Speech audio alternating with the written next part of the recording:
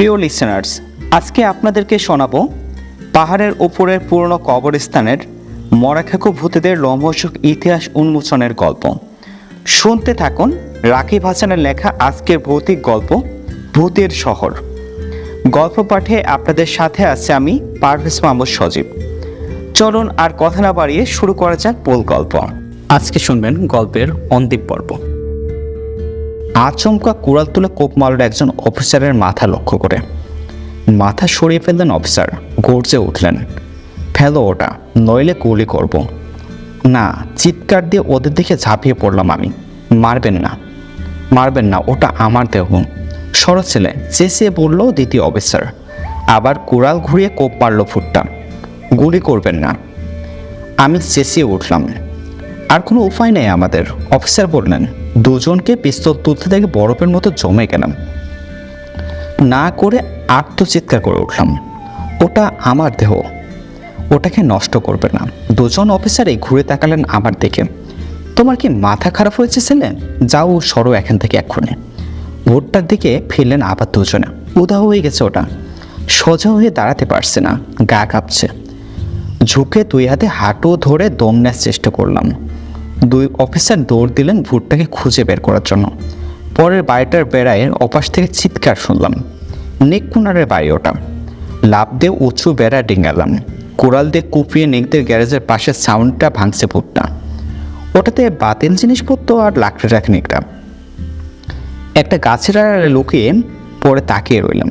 কিভাবে আমার শরীরটা আবার ফেরত নেওয়া যায় সে উপায় খুঁজছে। কয়েক সেকেন্ডের মতোই সাউন্ডের দরজা ধসিয়ে দিল ভুট্টা। ভিতরে তাকে বিড়বিড় করলো, লাকড়ি। আমি কিছু করার আগে গ্যাস বের করে লাকড়ির স্তূপে আগুন ধরিয়ে দিল ভুট্টা। চোখের পড়ল রেখে শুকনো কাঠে আগুন ধরে গিয়ে দাউ দাউ করে চলতে উঠলো। স্থির দৃষ্টিতে কিছুক্ষণ আগুনের দিকে তাকিয়ে রইল ভুট্টা। ওর চোখ দুটো দেখতে পাচ্ছি, স্বাভাবিক কোনো চোখ নেই। ওখানে শুধু কালো দুটো গর্ত, আগুনের আলোকে ভয়ঙ্কর দেখাচ্ছে। লাফাতে লাফাতে আবুর পেরিয়ে ছাউনির চালা পড়িয়ে ওপরের একটা গাছের ডালে আগুন ধরে গেল। গাছটা প্রায় ঘেঁষে রয়েছে নিকদের মূল বাড়ির সঙ্গে। সর্বনাশ, বাড়িটাতেও তো আগুন লেগে যাবে। বাড়ির ভিতরে যারা আছে তাদের সাবধান করা দরকার। গাছের আড়াল থেকে সরে বেরিয়েছি। এ সময় পিছনের দরজাতে ছুটে বেরোতে দেখলাম নিককে। এই, কি করছো তুমি? আমার দেহ দখল করে ভুট্টার দিকে তাকিয়ে চেঁচিয়ে উঠল নিক। হ্যান্ডি, আমি তোমাকে খুন করব। পাক খেয়ে ঘুরে দাঁড়ালো ভুট্টা। মনোযোগ দিয়ে দেখলো নিককে। শয়তানি হাসি ফুটল ওর ঠোঁটে। এই ছেলেটার দেহটা অনেক ভালো, শক্তিশালী, বেশি ভুল। এরকম একটা দেহ ওই মিকি বেরানোর দরকার। আঙিনে দিয়ে দৌড় দিল নিক। আমি তোমাকে ভর্তা বানিয়ে ফেলবো হ্যান্ডি, তবে তার আগে তোমার দেহের হাড্ডুগুলো একটা একটা করে ভাঙবো। না, চিৎকার দিয়ে নিকের সামনে বাধা হয়ে দাঁড়ালাম। পুলিশ ডাকো, দমকল ডাকো, সাহায্য চাও। নিক আমার কথা শুনলো না, তর্ক করে সময় নষ্ট করতে লাগলো। সময় পেয়ে গেছে, ছড়িয়ে পড়ছে আগুন। লন পুড়িয়ে এগিয়ে যাচ্ছে। আমার জুতো ভেদ করে গরম ঢুকছে পাইনি। তারপর হঠাৎ করে আমাদের সামনে আগুন যেন বিস্ফোরিত হলো। লাফ দিয়ে উঠল ওপরে। বাবা গোপনে লাফিয়ে গিয়ে সরে গেল নিক। আমি জানি তুমি কে। আমার জ্যাকেট খামচে ধরে হাসকা টানে আমাকে আগুনের কাছ থেকে সরে নিল ভুট্টা। আমি এখন নিকের দেহ দখল করব। আমার কানের কাছে ফিসফিস করে বলল, তারপর তোমার আসল দেহটা আগুনের মধ্যে ফেলে দিয়ে কীভাবে ওটা পুরো নষ্ট হয় সেটা দেখব। আমাদের সামনে গর্জন করছে আগুনের লরিহান শিখা। ছাউনের ভিতরে শুকনো লাকড়িগুলো আগুন যেন পৈশাচিক আনন্দে হাসছে, বিচিত্র শব্দ করে পাঠছে। আগুনের সামনে এগিয়ে গেল ভুট্টা। দু হাত বাড়িয়ে দিল আগুনের দিকে। আমাকে বলল, তোমার হাত দুটো কীভাবে পড়ে দেখতেছ? দাঁত বের করে হাসলো। তোমার আঙুলগুলোকে বিদায় জানাও হ্যান্ডি। না, চিৎকার করে উঠলাম আমি। ভুট্টার হাত টান দিয়ে আগুনের কাছ থেকে সরিয়ে নিলাম। তোমার মাথা খারাপ হয়ে গেছে? ল্যাং মেরে ভুট্টাকে মাটিতে ফেলে দিয়ে ওর কাঁধে চেপে বসলো নেই। আমার দিকে ফিরে বললাম, পিটার, ওকে আমি আটকে রাখছি, তুমি জলদি গিয়ে তোমার আব্বা আমাকে নিয়ে এসো। যার জন্য ঘুরলাম, পা বাড়িয়েই আবার থেমে গেলাম। নিক গোঙাচ্ছে। আমার মাথাও ও প্রচণ্ড যন্ত্রণা হচ্ছে, এত বেশি। ছাড়ো ওকে। নেকের ওপর থেকে জাঁকিয়ে পড়ে ভুট্টার ওপর থেকে সরিয়ে আনলাম। আমার দেহ কেড়ে নেওয়ার চেষ্টা করছো। তুমিও আমার ভাইয়ের মতোই পাগল বলে ওকে ঝাঁকি দিয়ে আমার হাত থেকে ছাড়িয়ে দিল নিক। আমি পুলিশ ডাকতে যাচ্ছি বলে দৌড়ে বেরিয়ে গেল আঙিনা থেকে। ভুট্টা আমাকে তেড়ে আসতে দেখে থেমে গেল। নিককে একটা পুলিশের গাড়ির দিকে হাত নাড়াতে দেখেন দ্রুত ঘুরে গেল ভুট্টা, লাফে কয়েকটা ঝোপ ডিঙিয়ে হারিয়ে গেল। আমার দেহটা ফেরত নেওয়া দরকার, কিন্তু কীভাবে নেব নিজেকে জিজ্ঞেস করলাম। সাহায্য দরকার আমার, কিন্তু আমাকে বিশ্বাস করবে না বা আমার কথা শুনবে না কেউ। হঠাৎ করে মনে করলো একটা কথা, একটা মুখ ভেসে উঠল কল্পনায়। রোজালিন আমার সঙ্গে গোরস্থানে গিয়েছিল। নিক ও ওর দোস্তরা কবর ফলকের সঙ্গে যে আমাকে বেঁধে রেখেছে সেটাও দেখেছে। হয়তো রোজালিন আমার কথা বিশ্বাস করলেও করতে পারে। দুজনে মিলে যদি বোঝাই তাহলে হয়তো বড়রা বিশ্বাস করবেন। রোজালিনে এখন আমার আশা ও শেষ ভরসা। রাস্তা ধরে দৌড়ে চললাম চলন্ত পাড়াগুলোর পাশ দিয়ে। মানুষের হয়সই কানে আসছে। গাঢ় অন্ধকারে ডুবে রয়েছে রোজালিনের বুকটা। ভুট্টা এখনও এদিকের বাড়িঘরের কাছে আসেনি।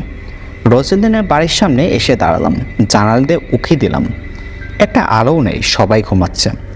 ঘুরে বাড়ির পিছনে চলে এলাম। রোজালিনের সবার ঘরটা ওখান থেকে আঙিনার দিকে মুখ করাম।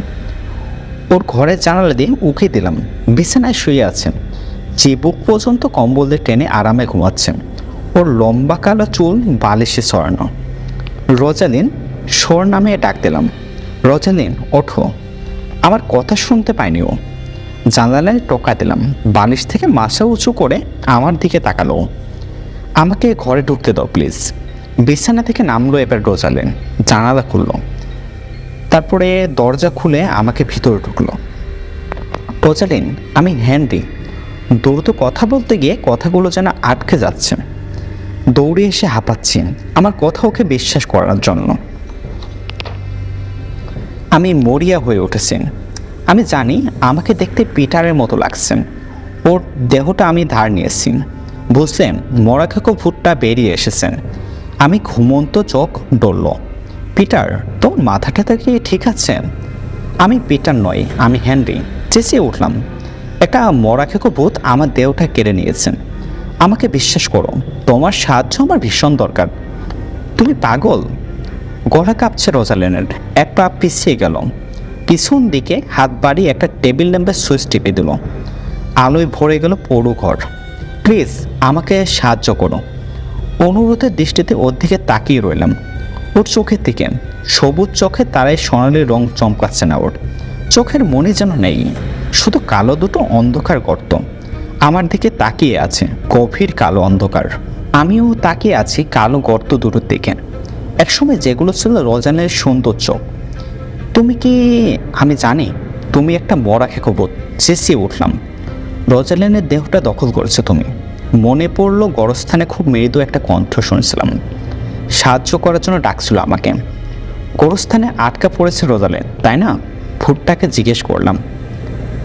এখন ওখানেই আছে? সাহায্য করার জন্য ডেকেছিল আমাকে, তাই না? তাতে আর কিছু আসে যায় না এখন।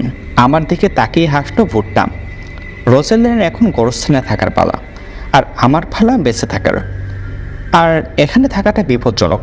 ঝাঁপ দিলাম জানালা দিয়ে বেরিয়ে যাওয়ার জন্য, কিন্তু দুটো শক্ত হাত আমার কাঁধ চেপে ধরল, টান দিয়ে নিয়ে এলো ঘরের ভেতর।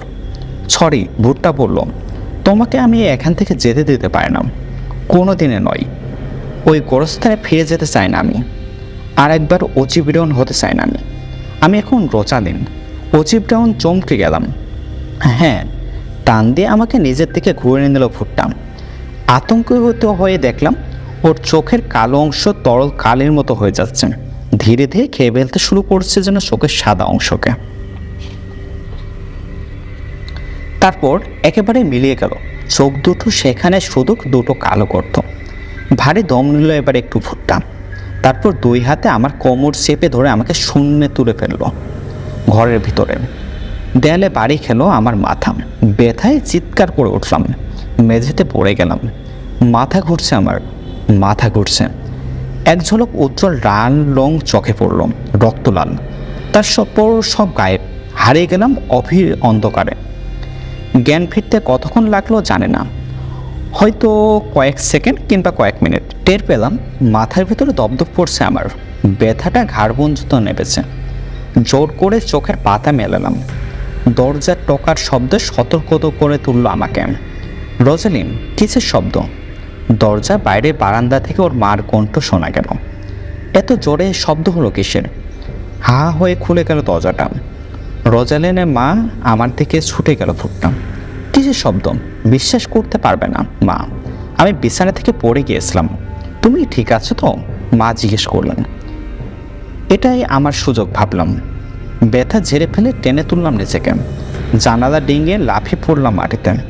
পিছনে দুজনের উত্তেজিত চিৎকার কানে এলো। ফিরে তাকিয়ে দেখলাম মরাখেকো ফুটটা পিছন নিল কিনা। দেখলাম না, ওটাকে। আর কোনো দিকে না তাকিয়ে সোজা দৌড় দিলাম। গোষ্ঠীলের ঢাল বেয়ে উপর উঠতে লাগলাম উপরে।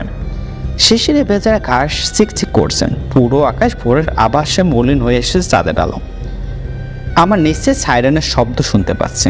এখান থেকে আগুন জ্বলছে, লরিয়ান শিখাগুলো আগুনের দেয়ালের মতো দেখাচ্ছে। কালো ধোঁয়া উপরে এসে যেন দম আটকে দিচ্ছে আকাশের। হাঁপাচ্ছি, বুকের ভিতর ধরা ধরা শব্দ করছে হৃৎপিণ্ডটা। তাও থামলাম না, দৌড়ে চললাম গোরস্থানটার দিকে, গোরস্থানের গেটের দিকে। রোজালিনকে খুঁজে বের করতে হবে। দুজনে একসঙ্গে গিয়ে মরাখেকো দুটোকে ঠেকানোর চেষ্টা করব। আমার দেহ ফেরত নিতে হবে ভূতগুলোর কাছ থেকে।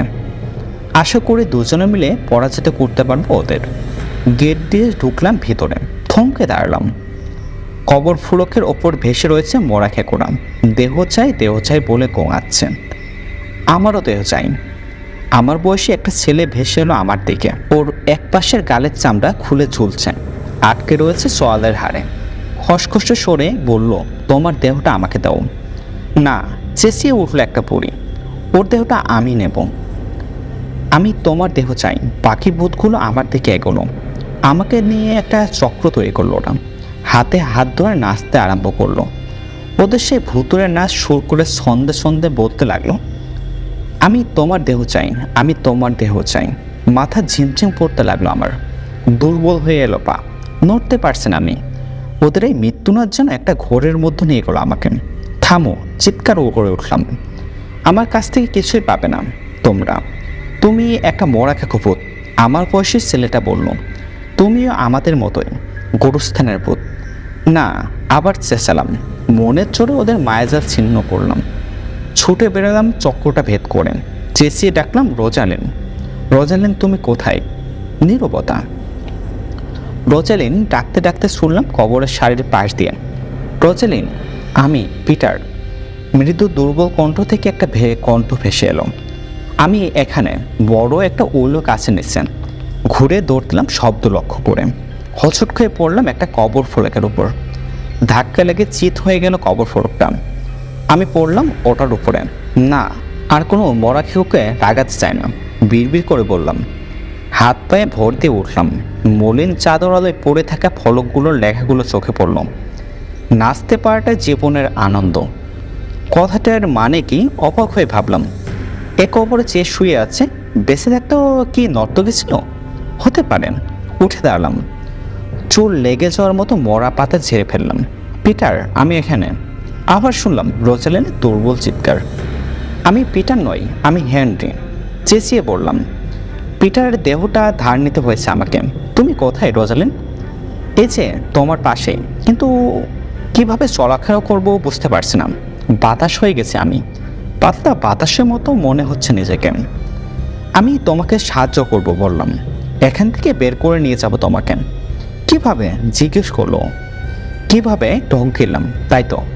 এ সময় গোরস্থানের গেটের কাছে একটা শব্দ শুনলাম। ফিরে তাকালাম। মস্ত সেই কালো কুকুরটা গোরস্থানে ঢুকছে। এই সময় ওটাকে দেখে অবাক হলাম। মনে হলো গোরস্থানেতেই থাকে। যখন খুশি ঢোকে, যখন খুশি বেরোয়।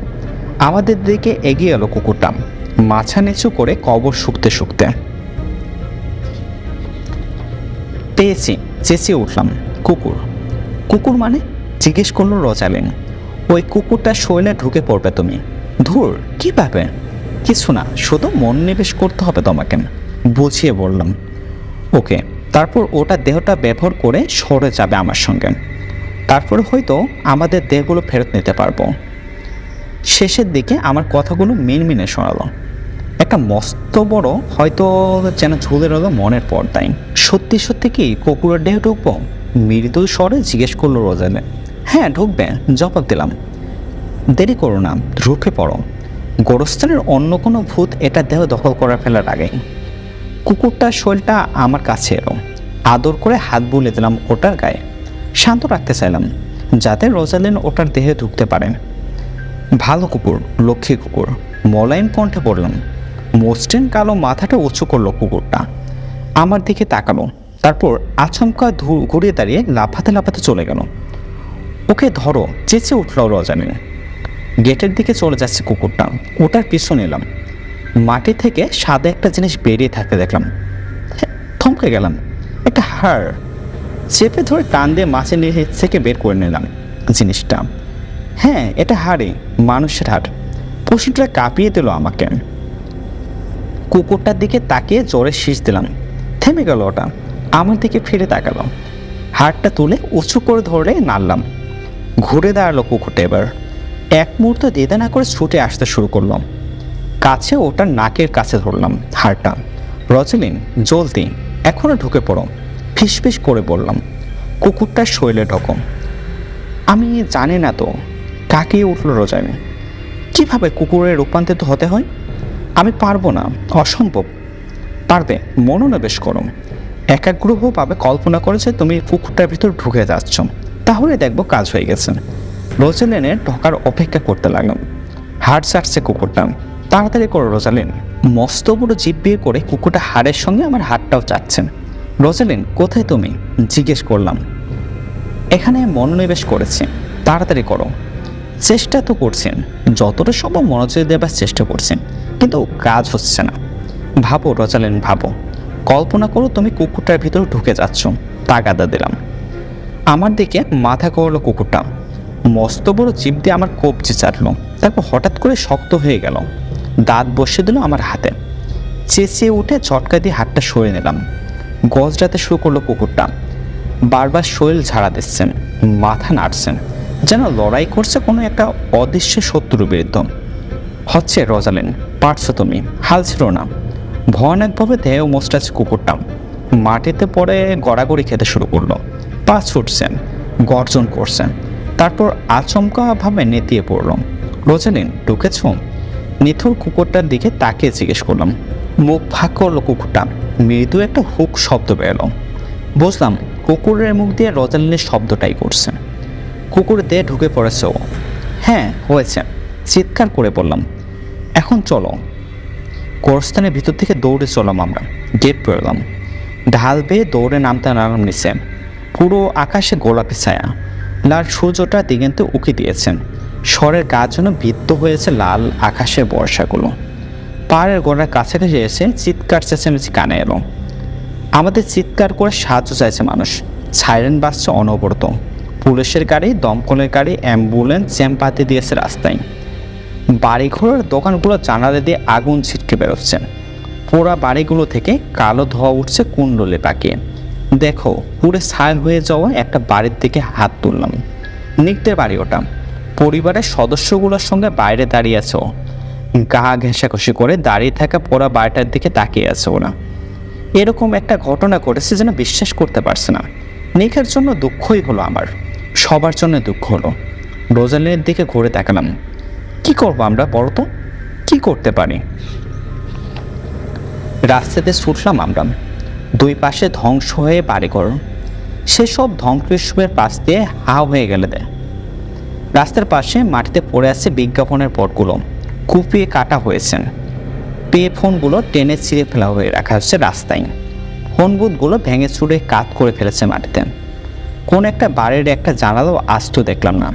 কাঁচের টুকরো সরিয়ে রয়েছে যেখানে সেখানে, রাস্তায়ও আছে। একটা বাড়ির লনে উল্টে ফেলে রাখা হচ্ছে একটা গাড়ি। আমি পাশ দিয়ে কাটানোর সময় পেট্রোল ট্যাঙ্কে আগুন বলছে, দপ করে উঠল। বিস্ফোরিত হওয়ার আগে তাড়াতাড়ি সরে এলাম। আমাদের বড়োকে এসে পৌঁছালাম। বিস্ময়ে চেঁচিয়ে উঠলাম, ওই যে ওরা, রোজালিন আর হেনরি। আমাদের দেহ দুটোর ভিতরে আমরা নেই। দুজনেই হাতেই কুড়াল। পাশাপাশি দৌড়ে ঢুকে পড়লো আমাদের বাড়িটার লনে। জলদি এসো রোজালিন। আতঙ্কে চেঁচিয়ে উঠলাম। আমাদের বাড়িটাকে ধ্বংস করতে যাচ্ছে ওরা। হেনরি ফুটটা কুড়াল তুলে কোপ মারলো আমাদের দরজায়। আর রোজালিন ভুট্টা কুড়ালের উল্টো পিঠ দিয়ে বাড়ি মারল লিভিং রুমের দরজায়। ভিতরের থেকে তীক্ষ্ণ চিৎকার শোনা গেল, পল আর মেগানের চিৎকার। কাঁচ ভাঙা জানালার ভেতর দিয়ে ঘরের মাঝখানে দুজনে হাত ধরাধরি করে কাঁধে দাঁড়িয়ে থাকতে দেখলাম। পিটার, বাঁচাও আমাদের! আমাকে দাঁড়িয়ে থাকতে দেখে চেঁচিয়ে উঠল পল। হেনরি পাগল হয়ে গেছেন। রান্নাঘর থেকে দৌড়ে এলো মা আর বাবা, টেনে সরিয়ে নিল পল আর মেগানকে। ভাঙা জানালা দিয়ে লাফিয়ে ভিতরে ঢুকলো ভূত দুটো। রোজালিনকে নিয়ে আমিও ছুটে গেলাম ওদের পিছনে। কি করব জানে না আমরা, ভূতের বিরুদ্ধে কিভাবে লড়াই করব তাও জানে না। শুধু জানি আমার পরিবারকে ধ্বংসের হাত থেকে বাঁচাতে হবে। হেনরি, কি হয়েছে? তোমার কুড়ালটা দাও আমার হাতে, ধমক দিয়ে ভূতটাকে বলল বাবা। ভূত দুটোকে কুড়াল উঁচু করতে দেখে আতকে চেঁচিয়ে উঠল মা। চিৎকার করে ঝাঁপিয়ে পড়তে গেলাম ওদের উপর। পিটার, পালাও! মা বলল আমাকে। পুলিশ নিয়ে এসো।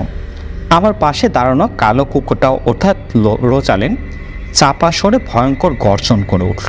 তারপর ঘেউ ঘেউ করতে ধমকাতে শুরু করলো ভূত দুটোকে।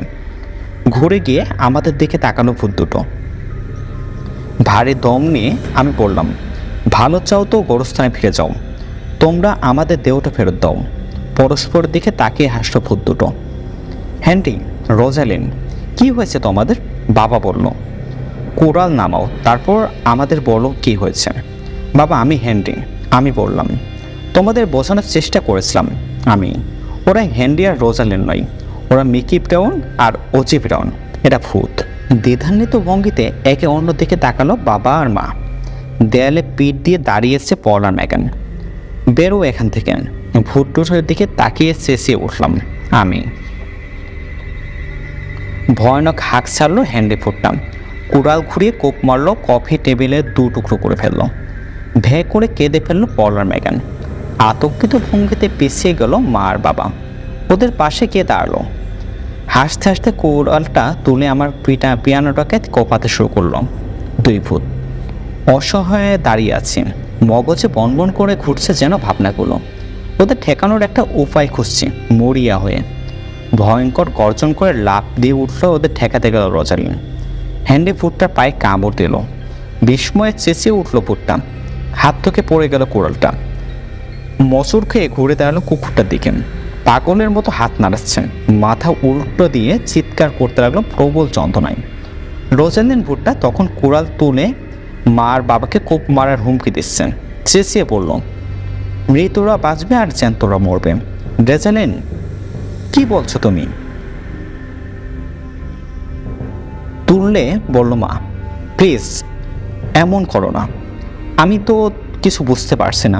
চেঁচিয়ে বলল বাবা। কি চাও তোমরা? কেন এসব করছো? রাগে চিৎকার করে উঠল হেনরি ভূতটা। জোরে ঝাড়া দিয়ে পাটা ছুটে নিল রোজালিনের দাঁত থেকে। ঝুঁকে দুই হাত উঁচু করলো মস্ত একটা কুকুরটাকে, ছুঁড়ে ফেললো দেয়ালের গায়ে। রোজালিন ভূতটা মাটি থেকে হেনরি ভূতের কুড়ালটা তুলে নিয়ে ওর হাতে নিল। তারপর কঠিন দৃষ্টিতে দুজনে তাকালো আমার দিকে। ওকে শেষ করবে এখন, দাঁতে দাঁত চেপে বলল হেনরি ভূতটা। বিকট এক চিৎকার দিয়ে ঘুরে দাঁড়িয়ে দৌড় নিলাম দরজার দিকে। দুপদাপ করে আমার পিছনে তেড়ে এলো ভূত দুটো। গর্জে উঠল হেনরি ভূতটা, ওকে পালাতে দিও না।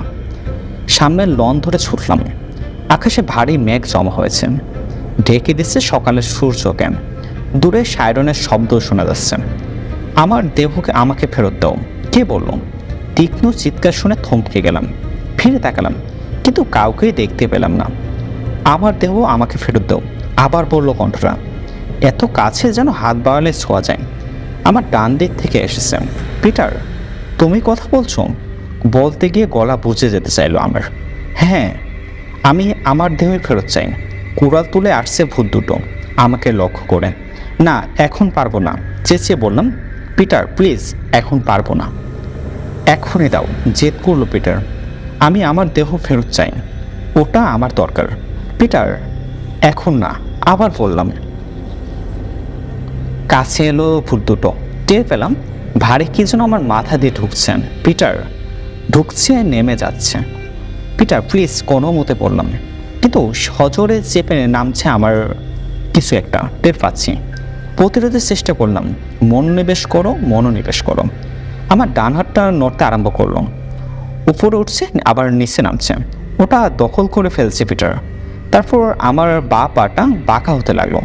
পরক্ষণে সোজা হয়ে জোরে ঝাড়া দিল, লাথি মারলো মাটিতে। পিটার, থামো প্লিজ।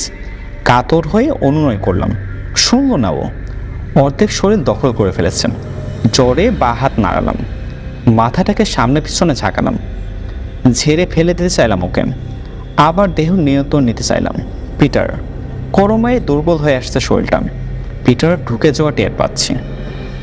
মনে হচ্ছে কিছু একটা নড়ছে ভিতরে, নিয়ন্ত্রণ নিতে চাচ্ছে দেহের। ভূত দুটো থেমে গেছেন, তাকিয়ে আছে আমার দিকে। ওদের কালো চোখের গর্ত বড় হয়ে গেছে। পিটার আর আমাকে লড়াই করতে দেখছেন।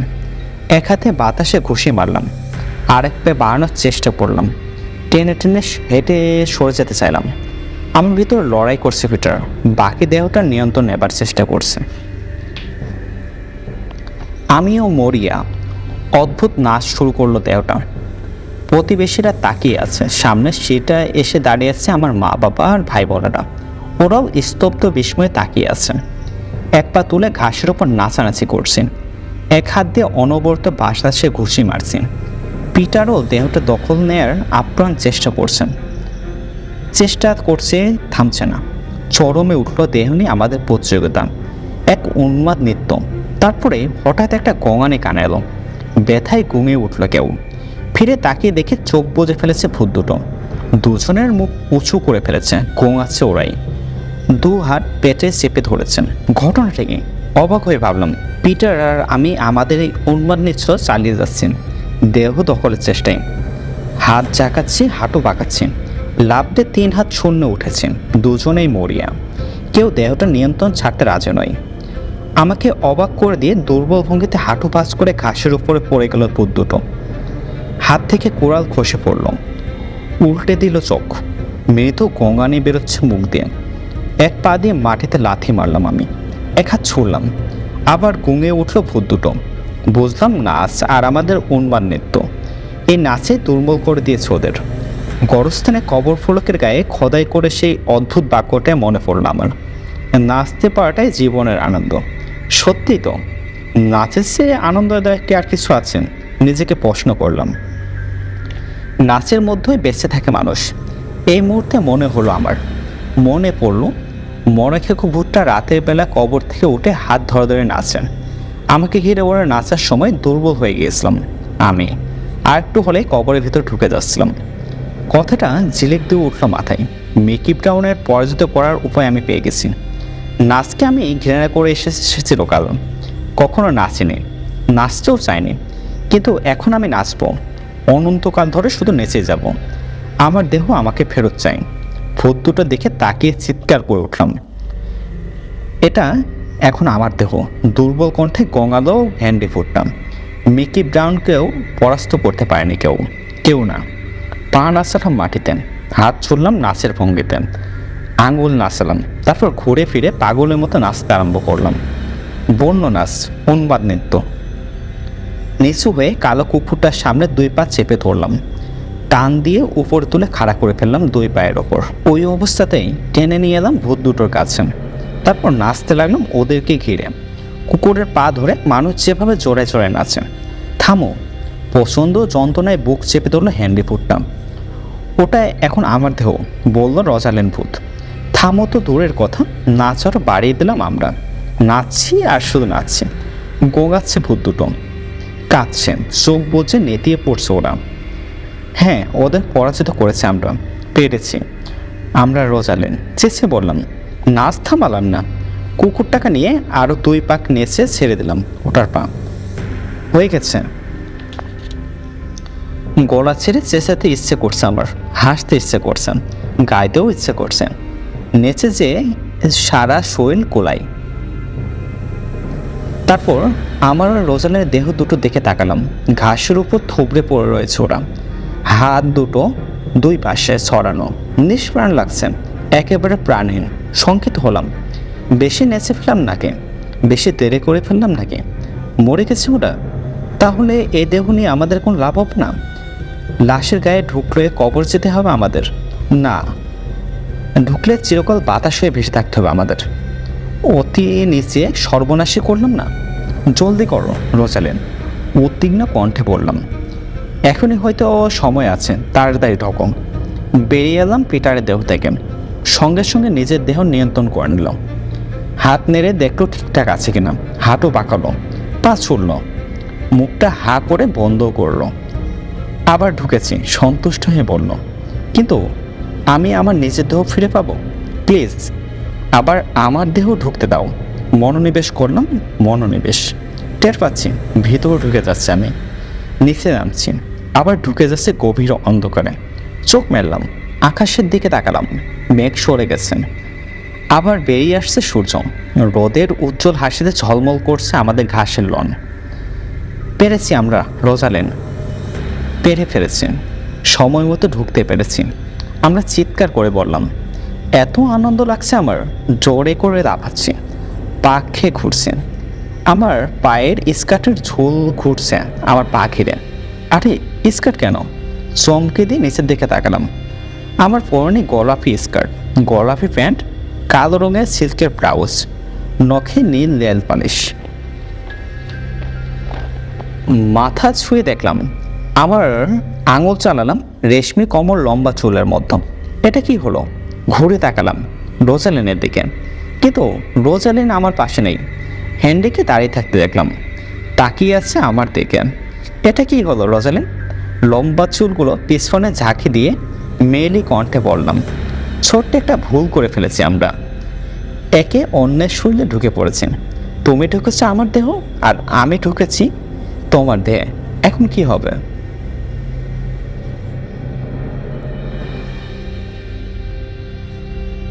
পরবর্তী গল্প শুনতে সাথেই থাকুন, সাবস্ক্রাইব বাটন প্রেস করে। আর গল্পটি আপনাদের কেমন লাগলো তা জানাতে একদম ভুলবেন না।